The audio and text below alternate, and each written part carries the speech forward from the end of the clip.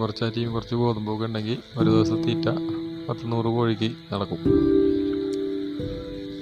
ഇത്തിരി മെനക്കേടുണ്ട് പോയി എടുത്തുകൊണ്ട് വരാനുള്ള മെനക്കേടുകളുണ്ട് കോഴിക്ക്. കൊണ്ടുവന്നിട്ട് അതൊന്ന് അരിയൊക്കെ ഒന്ന് വേവിച്ച് കൊടുത്ത് എടുക്കണം. അപ്പം അതിൻ്റെ ഒരു ബുദ്ധിമുട്ടുണ്ട്. ഇതുപോലെ ചിലവ് ചുരുക്കിയ തീറ്റകൾ നമ്മുടെയൊക്കെ ഓരോരുത്തരുടെ വീടിൻ്റെ പരിസരത്തൊക്കെ എന്തെങ്കിലുമൊക്കെ ആയിട്ടൊക്കെ ഉണ്ടാവും. ഇപ്പോൾ എനിക്ക് തേങ്ങാ പിണ്ണാക്ക് കിട്ടണ പോലെ ചിലപ്പോൾ കപ്പലണ്ടി പിണ്ണാക്ക് അല്ലെങ്കിൽ മറ്റുള്ള എന്തെങ്കിലുമൊക്കെ ആയിരിക്കും മറ്റ് നിങ്ങളുടെ വീടുകളിൽ ചിലപ്പോൾ കിട്ടണം. അപ്പോൾ അങ്ങനെയുള്ളത് കൊടുത്തും തീറ്റ കൊടുത്ത് നമുക്ക് വളർത്താം. പിന്നെ അത് മീൻ വേസ്റ്റ് കൊടുത്തു കഴിഞ്ഞാൽ ഏറ്റവും നല്ലതാണ്. മീൻ വേസ്റ്റ് ചെറിയ തോതിലെങ്കിലും കോഴിക്ക് കിട്ടുമെന്നുണ്ടെങ്കിൽ ഏറ്റവും നല്ലതാണ് മീൻ വേസ്റ്റ്.